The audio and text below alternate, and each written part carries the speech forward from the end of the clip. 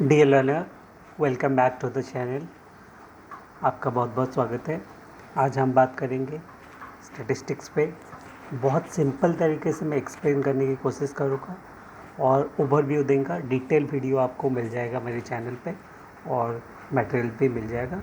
आप एक ओवरव्यू मैं देना चाहता हूँ स्टैटिस्टिक्स का। ये यूजीसी नेट पेपर 1 में भी जो डेटा इंटरप्रिटेशन का क्वेश्चन आता है उसमें हेल्प करेगा, और इकोनॉमिक्स के लिए तो obviously UGC net and other competitive exam में हेल्प करेगा। तो स्टैटिस्टिक्स के बहुत सारे मेजर्स है। हम स्टार्ट करेंगे with measures of central tendency, जो पहला बेसिक आता है। मेजर ऑफ सेंट्रल टेंडेंसी, जैसे नाम से ही आपको पता चल गया है, when one figure represents the entire distribution, it's called measure of central tendency। एक ही फिगर पूरा डिस्ट्रीब्यूशन को एक्सप्लेन कर देता है। जैसे कि आपका मीन हो गया, मीडियन हो गया, मोड। एक ही फिगर से आपको पता चलता है था what is the behaviour of the entire distribution, like average mark of the student. तो ये एक आइडिया दे देता है। तो एवरेज जो होता है first measure of central tendency होता है, और एवरेज में दो टाइप का होता है, mathematical average and positional average. Mathematical average calculation किया जाता है, like arithmetic mean, geographic mean, harmonic mean. This are calculated on the number और बेसिस पे, basically sum of all the numbers divided by number of observation is mean, basic। और positional average होता है according to the position of the variable और the observations. जैसे median and mode. Median is middle most item in a series after arrange in ascending और descending order. आप कोई भी series को असेंडिंग या डिसेंडिंग ऑर्डर में सजा दीजिए, जो मिडिल मोस्ट आइटम होगा वो होगा मीडियन, बिल्कुल बीच में रहेगा median. Then mode is the most occurring item in a series, जो सबसे ज़्यादा बार आता है, that is mode. So mean is average, median is the middle most item of the series, mode is most occurring series. तो mean, median, mode, और इसके basis पे अब जो डिस्ट्रीब्यूशन होता है वो पॉजिटिवली स्क्यूड, नेगेटिवली स्क्यूड और नॉर्मल डिस्ट्रीब्यूशन बोला जाता है। तो जैसे बोला, average is the single figure that represents whole group. Mathematical average में arithmetic mean, geography mean, harmonic mean हो गया। अरिथमेटिक मीन में obviously sum of all observation divided by the number of observation. तो ये अरिथमेटिक मीन हो गया।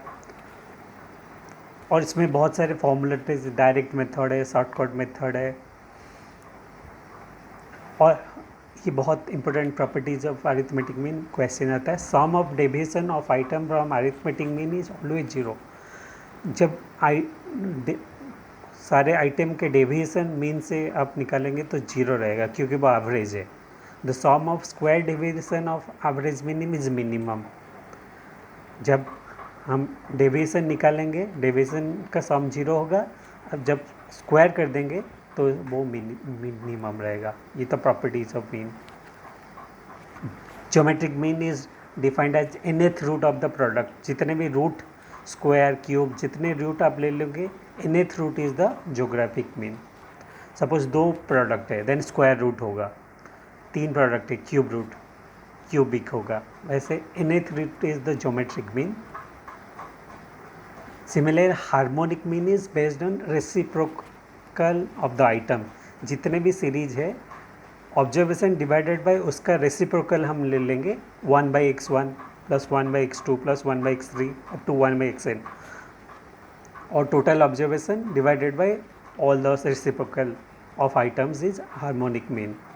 Median, जैसे मैंने बोल दिया था, middle most item after arranged in ascending और descending order. Median simple formula में n+1/2 होता है, number of observation +1 divided by 2 median होता है। Then mode is the middle most occurring item, जो मोस्ट फ्रिक्वेंसी जिसका होता है वो मोड होता है। और अभी relationship between mean, median, mode, ये बहुत सारे क्वेश्चन आता है। तीन डिस्ट्रीब्यूशन होता है। एक परफेक्ट सिमेट्रिकल डिस्ट्रीब्यूशन, जिसको हम नॉर्मल डिस्ट्रीब्यूशन बोलते हैं। Then positively skewed, negatively skewed. Perfect symmetrical distribution है मीन, मीडियन और मोड एक ही पॉइंट होता है क्योंकि ये कोइंसाइड कर जाता है. सो नॉर्मल डिस्ट्रीब्यूशन में mean is 0, variance is 1, it is bell shaped and mean equal to median equal to mode, normal जो फिगर आता है. तो ये नॉर्मल डिस्ट्रीब्यूशन में mean equal to median equal to mode. Then आता है positively skewed. Positively skewed में mean greater than median greater than mode होता है. सबसे छोटा होता है मोड, मोड सबसे पहले आ जाता है, then median then mean. Positively skewed में मीन सबसे बड़ा होता है, नेगेटिवली स्क्यूड में मीन सबसे छोटा होता है. पॉजिटिवली स्क्यूड मतलब बहुत ऑब्जर्वेशन लास्ट की तरफ रहेगा, तो ऑब्वियसली मीन भी उस तरफ ही जाएगा. जहाँ ऑब्जर्वेशन मैक्सिमम रहता है मीन उस तरफ जाता है. तो पॉजिटिवली स्क्यूड मीन्स मीन सबसे बड़ा होगा, नेगेटिवली स्क्यूड मीन सबसे छोटा होगा. In positively skewed mean greater than median greater than mode, mode पहले आ जाएगा फिर मीडियन फिर मीन. नेगेटिवली स्क्यूड जैसे बोलने वाला मीन सबसे छोटा फिर मीडियन फिर मोड. मोड हमेशा बीच में आएगा और दोनों साइड में मीडियन और मोड आएगा.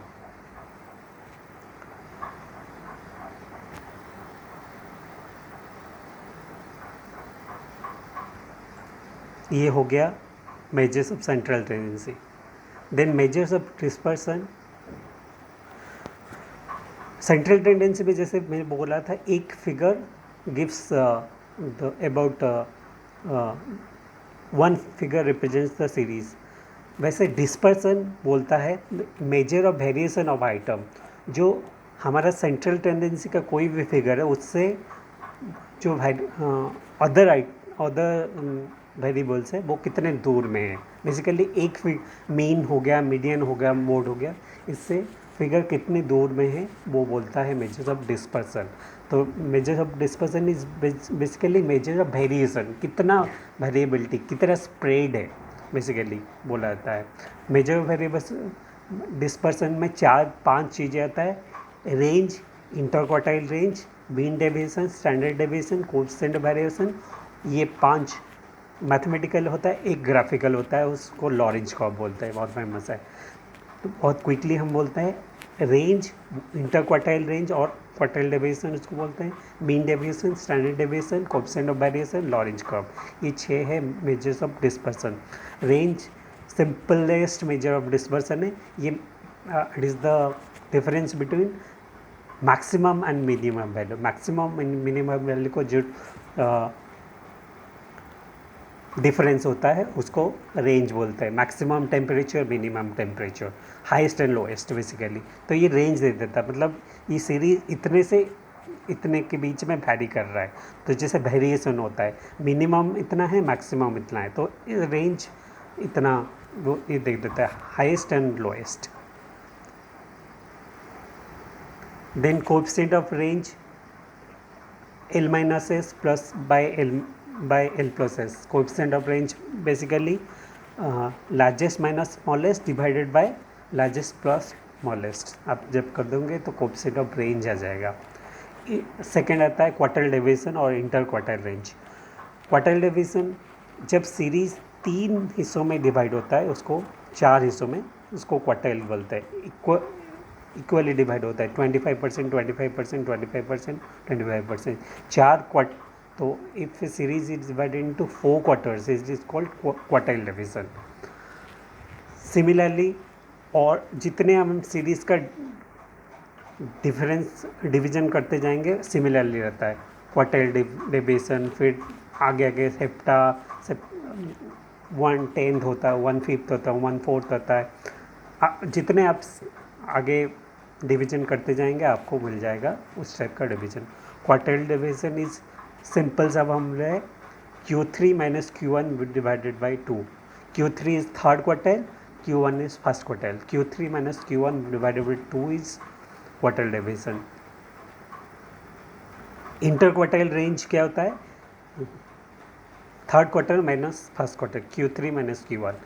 इंटर क्वार्टाइल रेंज को डिवाइडेड बाई 2 कर देंगे तो क्वार्टाइल डेविएशन आ जाता है। Similarly coefficient of quartile deviation Q3 minus Q1 divided by Q3 plus Q1, ये हमेशा कोएफिशिएंट रहता है। उसके बाद मीन डेविएशन, जब हम डेविएशन को मीन से माइनस करते हैं तो वो मीन डेविएशन होता है। Mean deviation difference between upper quartile and lower quartile from mean, तो x minus x bar divided by n। जब हम मीन से लेते हैं मीन डेविएशन फ्रॉम मीन, तो हम मीन से माइनस करते हैं x minus x bar divided by n। जब मीडियन से हम लेते हैं x minus median divided by n।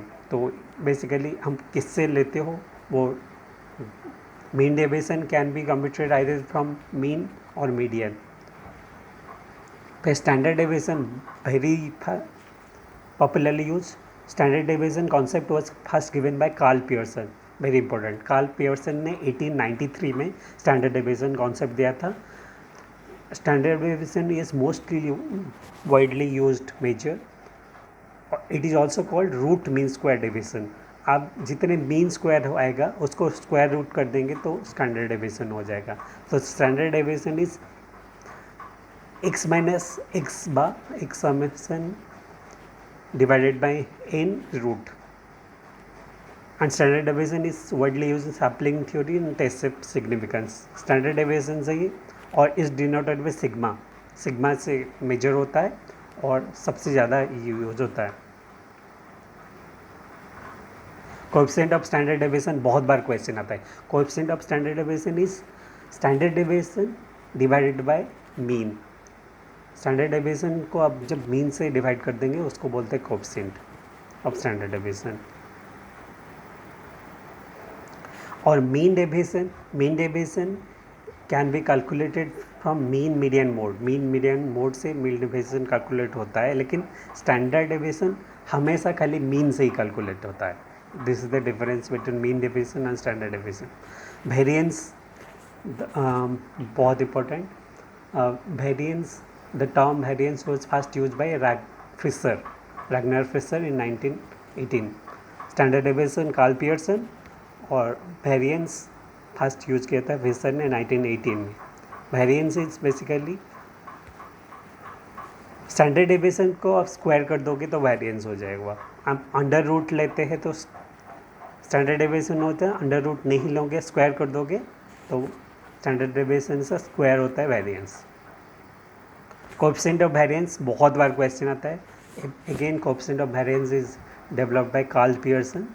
Coefficient of variation 2-3 series का वेरिएबिलिटी चेक करने के लिए यूज़ होता है। कोएफिशिएंट ऑफ वेरिएशन होता है sigma upon mean into 100। Sigma is standard deviation upon mean into 100 is coefficient of variation. Coefficient of variation पे बहुत सारे क्वेश्चन होता है।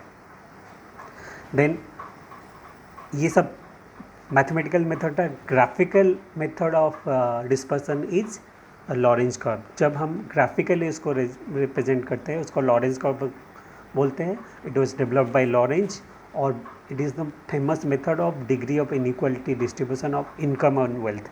इनकम और वेल्थ का कितना सही डिस्ट्रीब्यूशन है या गलत डिस्ट्रीब्यूशन है तो वो लॉरेंज कर्व से पता चलता है। जैसे जो लॉरेंज कर्व है एक मीन रहता है, एक डायगोनल रहता है सेंटर में। सेंटर के पास जितना हम वो कर्व रहता है it is most equal.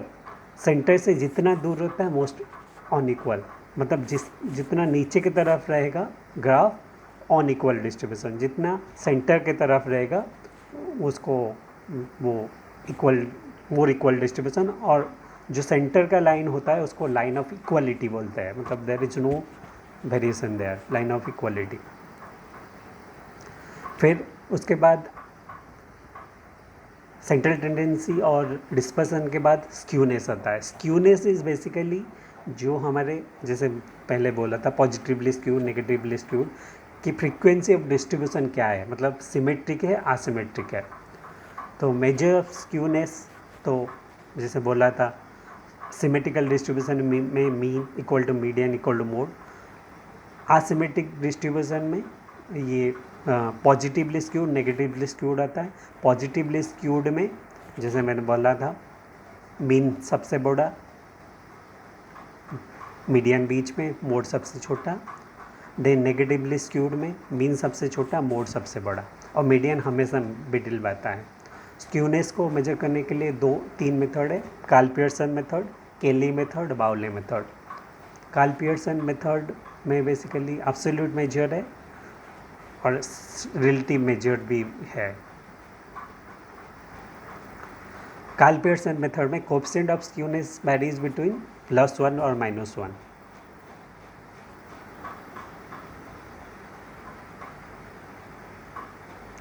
Skewness के बाद आता है kurtosis and correlation. Kurtosis basically होता है जैसे हमारा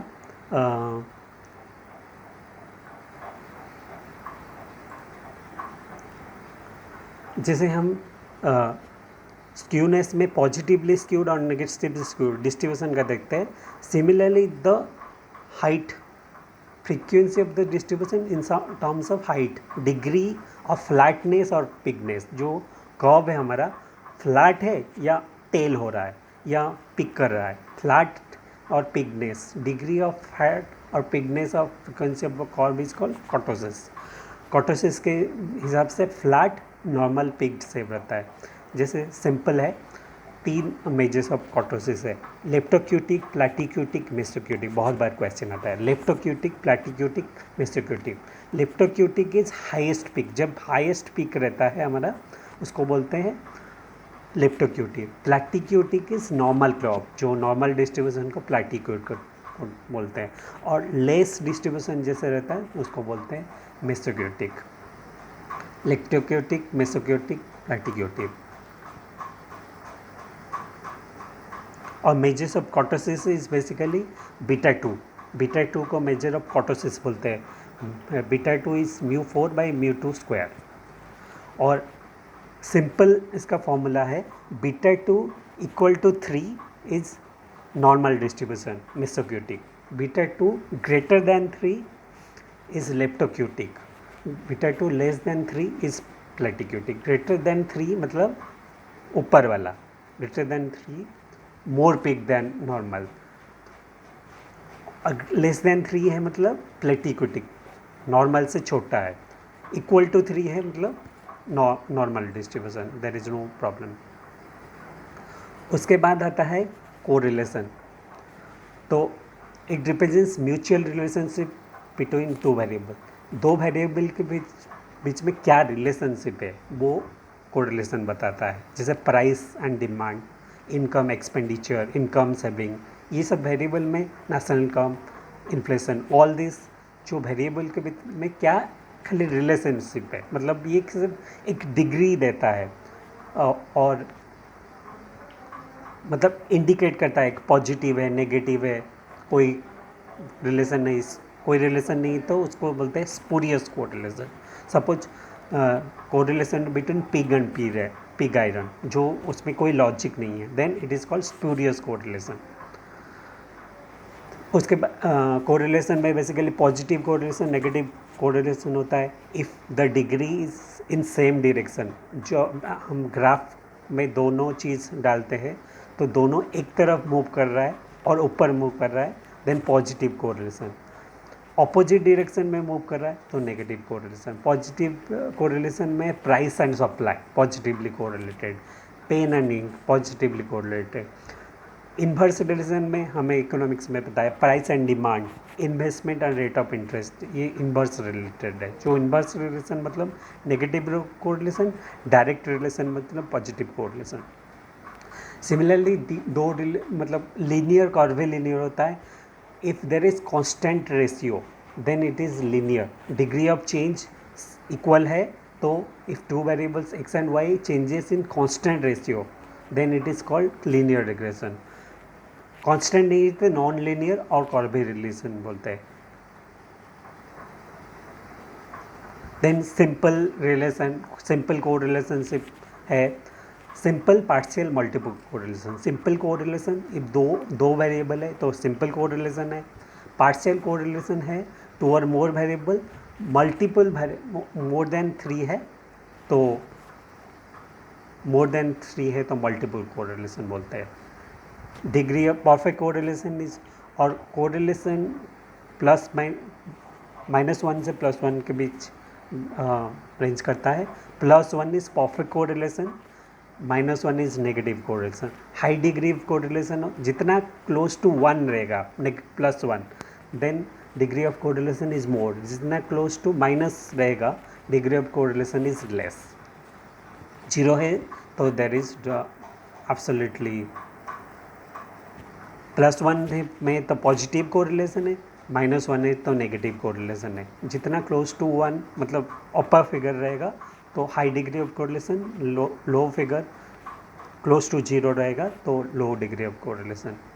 then again Karl Pearson coefficient of correlation है, quantitative method of measuring correlation है।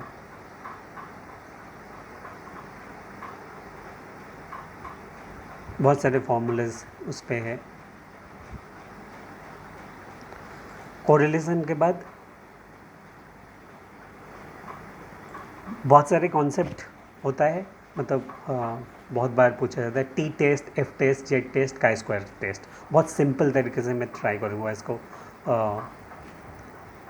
एक्सप्लेन करने के। पैरामेट्रिक टेस्ट जो होता है, पैरामेट्रिक टेस्ट जो होता है, T test, Z test, F test parametric test होता है, और अदर टेस्ट होता है non parametric. T test simplest small sample test, जब आपका सैम्पल साइज छोटा है देन हम उसको टी टेस्ट करते हैं। और T test was developed by William Gosset. 1908 में विलियम गसेट ने दिया था टी टेस्ट। इसको स्टूडेंट टी टेस्ट भी बोलते हैं। T test is basically deviation for population parameter divided by standard error of zeroth sample statistic. सबसे छोटा सीरीज रहे तो टी टेस्ट बोलते हैं। टी टेस्ट में बेसिकली हम टेस्ट ऑफ सिग्निफिकेंस टेस्ट करते हैं, रिग्रेशन कोएफिशिएंट का। 2T थंब रूल जैसे हम बहुत फेमस है कि if number of observation is more than 20 and the value of t then it is significant at 1% level. इसे 2T थंब रूल बोलते हैं कि नंबर ऑब्जर्वेशन 20 से अधिक है, t का वैल्यू 2 से ज़्यादा है, then it is significant at 1% level. Around 2 रहेगा t value, it is significant normal.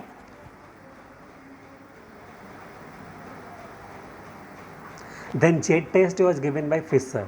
Z test is used when correlation coefficient of population is 0.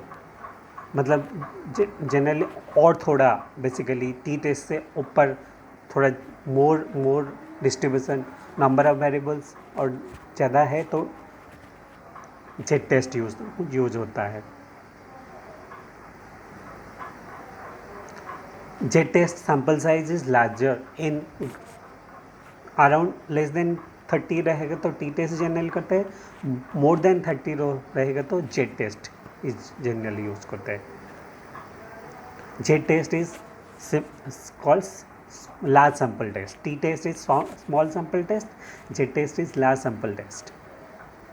Again Z test का वैल्यू सिग्निफिकेंस पे होता है, क्रिटिकल पैरामीटर 1.9, 1.96 और 5%। 1 sample test, 2 sample test, ये based on आप कितना indicator लेते हो उस हिसाब से 1 sample test, 2 sample test, location tests, maximum likelihood, pair difference, ये सारे आता है। फिर F test. F test is variance ratio test और एफ टेस्ट ने दिया था Fisher. F test is generally used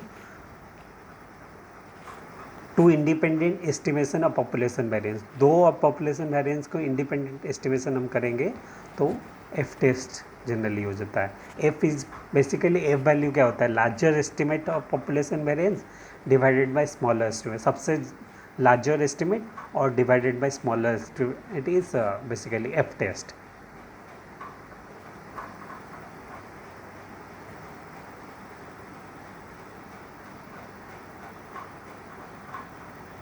और एफ टेस्ट का वैल्यू जो होता है 0 to इन्फिनिटी के बीच में ये करता है। तो ये कंपैरिजन में T test small sample test given by Gauss set, population correlation is 0, variance is unknown. J test given by Fisher, large sample test, population correlation is not 0, variance is known. Third is F test given by Fisher, again small sample test but two independent distribution में same variance जब होता है ये F test use करता है. फिर chi square आता है. Chi square test is kind of given by Karl Pearson. Is general non parametric test है और it is use for test of goodness of fit of R square. और simple random test method भी है. Simple random sampling method में chi square use होता है. Chi square का test का वैल्यू 0 to 1 पे रेंज करता है. और chi square is basically large sample test. एक सैम्पल इज मोर देन 50 से ज़्यादा है तो काई स्क्वायर टेस्ट जनरली यूज़ होता है. Then analysis of variance ANOVA given by Fisher. ANOVA में बेसिकली हम independence of sample normal use करते हैं. जब बेसिकली अनोवा में हम जब क्वालिटेटिव वेरिएंस क्वालिटेटिव वेरिएबल का हम एस्टिमेशन करते हैं तो एनालिसिस ऑफ वेरिएंस बोलते हैं, अनोवा बोलते हैं. तो ये रहा. उसके बाद होता है बहुत इंपॉर्टेंट, बहुत सारे क्वेश्चन आते हैं सैम्पलिंग और नॉन सैम्पलिंग मेथड. ये बहुत सारे क्वेश्चन आता है. सैम्पलिंग और नॉन सैम्पलिंग डिस्ट्रीब्यूशन का बहुत सिंपल तरीका है. दो है, probability sampling, non probability sampling. Simple से आप समझिए. प्रोबेबिलिटी सैम्पलिंग मतलब आपका each and every item of universe has equal chance of being selected. मतलब सारे आइटम का इक्वल चांस ऑफ सिलेक्शन होगा. Then it's probability sampling. मतलब जैसे लॉटरी में किसी का भी लॉटरी निकल सकता है तो इट इज़ प्रोबेबिलिटी सैम्पलिंग. फिर कुछ हम सपोज कुछ पर्टिकुलर चीज़ों को हम सिलेक्ट करना चाहते हैं based on some criteria, then it is called non probability sampling. क्योंकि हम वहाँ पे पॉपुलेशन को लिमिट कर रहे हैं, वहाँ पे सबका सिलेक्शन होने का चांस नहीं है. तो प्रोबेबिलिटी सैम्पलिंग मेथड में सिंपल आता है सिंपल रैंडम सैम्पलिंग. जितने भी रैंडम सैम्पलिंग मेथड है प्रोबेबिलिटी सैम्पलिंग है, याद रखिए. Simple random sampling, stratified random sampling, systematic random sampling, multi stage random sampling, cluster sampling, ये सारे प्रोबेबिलिटी सैम्पलिंग मेथड है. नॉन प्रोबेबिलिटी सैम्पलिंग में जैसे जजमेंट आप कर रहे हो, कोटा सैम्पलिंग, कोटा दे रहे हो, कॉन्वीनियंस अपने हिसाब से कर रहे हो, extensive sampling, purposive sampling, snowball sampling, ये सारे नॉन प्रोबेबिलिटी सैम्पलिंग होता है. सिंपल रैंडम सैम्पलिंग जैसे लॉटरी मेथड हो गया. जनरली हम जब फील्ड सर्वे करते हैं हम ट्राई करते हैं simple random sampling. Any respondent से हम बात करेंगे और पता करेंगे क्या सिचुएशन है, then it simple random sampling. कोई भी रेस्पोंडेंट से हम बात कर सकते हैं, then it is simple random sampling. Suppose हम पर्टिकुलर पर्सन, पर्टिकुलर एरिया सब जाके पर्टिकुलर पर्सन को चूज करेंगे, देन वहाँ पे नॉन रैंडम सैम्पलिंग हो जाएगा. स्ट्रैटिफाइड रैंडम जब university units are heterogeneous, homogeneous होता है तो सिंपल रैंडम सैम्पलिंग करते हैं. हेट्रोजीनियस होता है तो हम स्ट्रैटिफाइड रैंडम सैम्पलिंग करते हैं. Stratified means, strata means classification. आप जब मल्टी लेवल पे करते हो उसको, पॉपुलेशन को डिवाइड कर देते हैं स्ट्रैटा में, देन स्ट्रैटिफाइड रैंडम सैम्पलिंग करते हैं.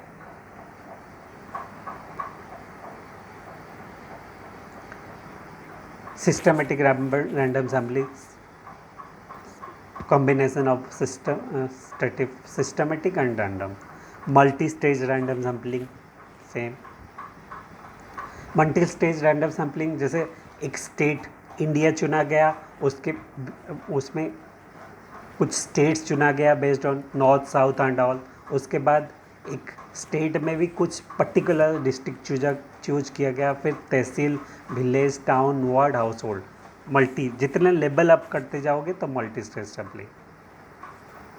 क्लस्टर सैम्पलिंग एक पर्टिकुलर एरिया में, जैसे बोल सकते हैं हम हैंडीक्राफ्ट क्लस्टर, एक पर्टिकुलर एरिया में हैंडीक्राफ्ट होता है, उसमें हम सैम्पल करेंगे तो क्लस्टर सैम्पलिंग, पर्टिकुलर एरिया हम स्टडी करेंगे।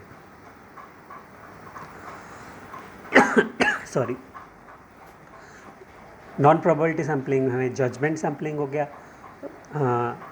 It is based on sample item depends on judgment of investigator. मैं एक पर्टिकुलर एरिया चूज करूँगा based on my judgement, then it is judgement sampling. Quota sampling मतलब आप कुछ आइटम को quota दे देंगे। Then convenience sampling is based on choice and convenience. Suppose मैं अपने होम टाउन को स्टडी करना चाहता हूँ, पर्टिकुलर मार्केट स्टडी करना चाहता हूँ, मेरे घर के पास स्टडी करना चाहता हूँ, तो convenience sampling based on my choice and convenience. Extensive sampling, if sample is taken like बहुत सारे पॉपुलेशन है, उसका बहुत लार्ज सैम्पल है, लाइक 1 लाख पॉपुलेशन है, आप 1 लाख पॉपुलेशन को स्टडी नहीं कर सकते, तो आप 10% 5% जब लोगे उसको एक्सटेंसिव सैम्पलिंग होता है। Sample size is drawn to represent the population. Purposive sampling, it is based on some knowledge about the study, research का एक पर्पज होता है। लाइक सपोज एक फुटबॉल क्रिकेट नॉलेज जानने के लिए हम क्रिकेट ओपिनियन लेंगे पब्लिक से, तो पर्पसिव सैम्पलिंग, सिर्फ क्रिकेट जो जानते हैं उसके को हम पूछेंगे, तो पर्पस हो गया, क्रिकेट जो जानते हैं उनको ही पूछ रहे हैं। देन होता है snowball sampling, if one participant leads to other it is called snowball sampling. Snowball sampling का एग्जाम्पल मैं दे सकता हूँ। सपोज हम कुछ डिफ़िकल्ट चीज़ें स्टडी करना चाहते हैं, सपोज हम ट्रांसजेंडर स्टडी करना चाहते हैं, या सिंगल मदर स्टडी करना चाहते हैं, या कोई ड्रग एडिक्टेड पर्सन स्टडी करना चाहते हैं, तो ये डिफ़िकल्ट होता है इनको। तो जनरली एक सिंगल मदर जानता है सेकंड सिंगल मदर उनके एरिया में कौन है, तो हम पूछते हैं आप जैसे आपके एरिया में और कौन कौन है, एक से दूसरे का पता बनता है, दूसरे से तीसरे का बनता है। If one sample leads to other then it is called snowball sampling and it is use for difficult, generally difficult survey में यूज करता है। चेन रेफरेंस सैम्पलिंग भी बोलते हैं उसको। तो ये ओवरऑल स्टैटिस्टिक्स का है। एक सिंपल मैं ओवरव्यू दे देता हूँ। Measures of central tendency, average होता है, mathematical average, positional average. Mathematical average में arithmetic mean, geography mean, harmonic mean. Positional average में मीडियन मोड रहता है। देन मेजर्स ऑफ डिस्पर्सन में 6 मेथड है, range, inter quartile range, mean deviation, standard deviation, then Lorenz curve, variance और Lorenz curve. Measures of skewness, symmetrical distribution, normal distribution, positively skewed, negatively skewed. Kurtosis में degree of the peakness, 3 types of kurtosis: leptocutic, plateaucutic, mesocutic. Leptocutic is picked one, plateaucutic is normal distribution, mesocutic is under the normal distribution.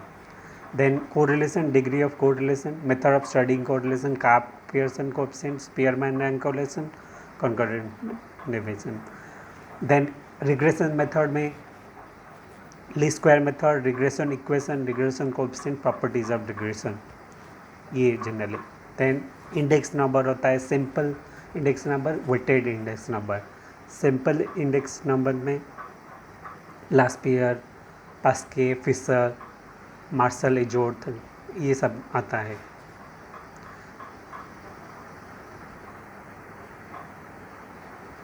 Then probability theorem भी बहुत सारे हैं, उसको हम next theory में बोलते हैं। सैम्पलिंग मेथड जैसे बोल दिया था, प्रोबेबिलिटी, नॉन प्रोबेबिलिटी। प्रोबेबिलिटी में random sampling, stratified random sampling, systematic random sampling, multi stage sampling, cluster sampling. Non probability sampling में judgment sampling, quota sampling, convenience sampling, extensive sampling, purposive sampling, snowball sampling, ये सारे। Test of hypothesis में small और large sample test. T test सबसे small sample test होता है, J test mid sample, F test large sample test होता है। Then type 1 error, type 2 error, बहुत क्वेश्चन आता है। टाइप 1 एरर जब नॉल हाइपोथेसिस को आप रिजेक्ट कर देते हो, जो वो टाइप 1 हो जाता है, और फॉल्स हाइपोथेसिस जब आप एक्सेप्ट कर देते हो द टाइप 2 एरर होता है। Chi square test non parametric होता है, that large sample test generally होता है। एनालिसिस ऑफ वेरिएंस बेसिकली जब हम कोरिलेशन कोड लेते हैं। तो ये ओवरव्यू था और